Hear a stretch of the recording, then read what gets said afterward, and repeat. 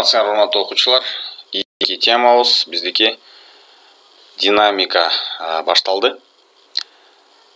Ньютондун биринчи закону инерция. Биринчи инерциянын аныктамасын окуйлук. Нерселердин тынч же бир калыпта түз сызыктуу кыймыл абалын сактоо касиети инерттүүлүк деп аталат. Нерсе башка нерселер аракет кылбаса, ал тынч абалда же бир калыпта түз сызыктуу кыймылда болот. Бул мындай мисалы мындай деп элестетелик. Бул инерцияны түшүндүрүш үчүн автобустун ичинде кишилер келатат. Бул жерде бир бала турат, автобустун ичинде карманып. Автобус бир ылдамдык менен бара жатат. Автобус тык токтоду. Тормозду басты, токтогондо эмне болот? Могул киши алдыны көздөй умтулат. Эгерде эч нерсени кармабаса, алдыны көздөй учуп кетет. Эгерде тескерисинче бул автобус токтоп турган болсо, токтоп турган абалда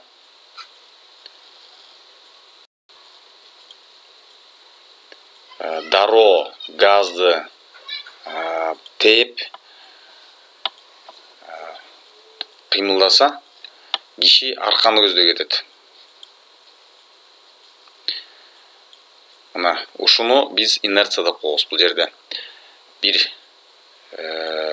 нерсе өзүнүн абалын коргогонго аракет кылганын инерция деп койсок болот. Башка биринчи учурда автобус кыймылдап бара жатканда, автобус дароо токтогондо киши алдыны көздөй умтулат. Ушул ылдамдыгын кармаганга, ылдамдыгын кандай десек, ылдамдыгын коргогонго аракет кылганы ушул инерция деп аталат да. Эми бул инерция эмнеге кантип токтотобуз бул инерцияны? Бир күч жумшайбыз. Эгерде бул кишинин салмагы 50 килограмм болсо, же болбосо 100 килограмм болсо. 50 килограмм болсо, 50 килограммдын бир инерциясы бар. Ошол инерциясын азайтыш үчүн биз азыраак күч жумшайбыз. Эгерде 100 килограмм болсо, көбүрөөк. Мындай деп дагы бир башкача мисал келтирелик. Бир КАМАЗ, бир грузовик, чоң жүк ташуучу машина, салмагы 50 тонна деп коелук. 50.000 килограмм. 70 км/саат менен келе жатат. Анын жанында бир велосипеддин үстүндө киши келатат. Мунун да ылдамдыгы 70 км/саат деп коелук. Велосипед дейlik, мотоцикл дейlik. Мотоцикл менен кишинин салмагы биригип 150 килограмм деп коелук. 150 килограмм. Эми бул экөөнүн тең инерциясы бар. Экөөнү токтотуш үчүн биз күч жумшашыбыз керек. Мына 50 тонналык чоң жүк ташуучу машинаны токтотуш үчүн бизге көбүрөөк күч керек. Мотоциклды токтотуш үчүн азыраак. Демек, инерттүүлүк бул массага көз каранды. Массага көз карандынын жөнөкөй мисалы менен, дагы башкача мисалдар менен инерция массага көз карандылыгын түшүндүрөлүк.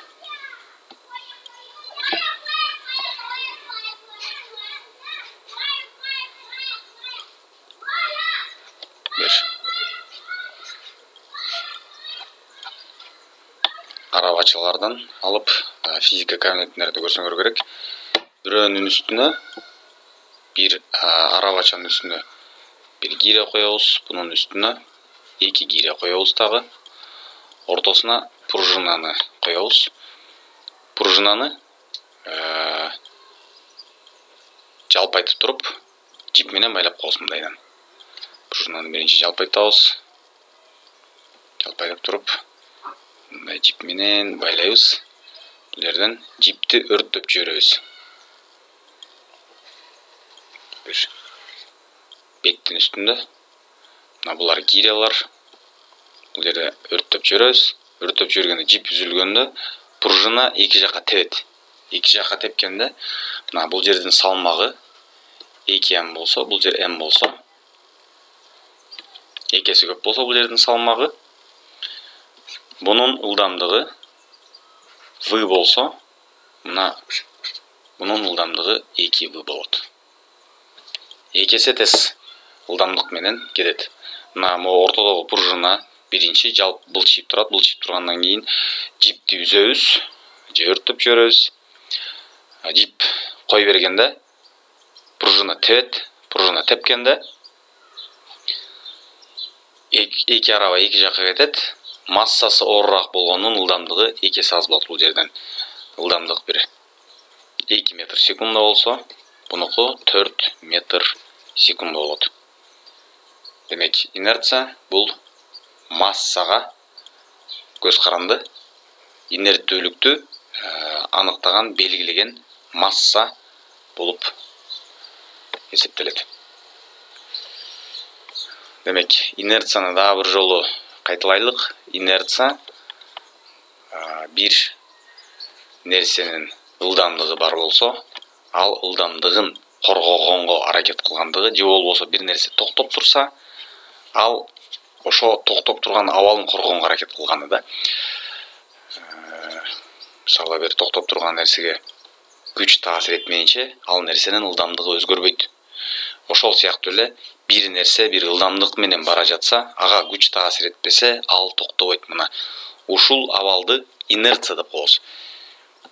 Бир нерсеге бир нерсенин ылдамдыгы болсо, ага күч таасир этпесе, ал токтобойт дегени, элестетерик, космосто бир ташты ыргытсак, эч кандай күч таасир этпейт. Ал жерде аба жок, абанын каршылыгы жок. Бир беттин үстүндө эмес, сүрүлүү жок. Ал нерсе бир v ылдамдык берип, ошол менен кое берсек, ошол ылдамдык менен кете берет, эгерде күч таасир этпесе.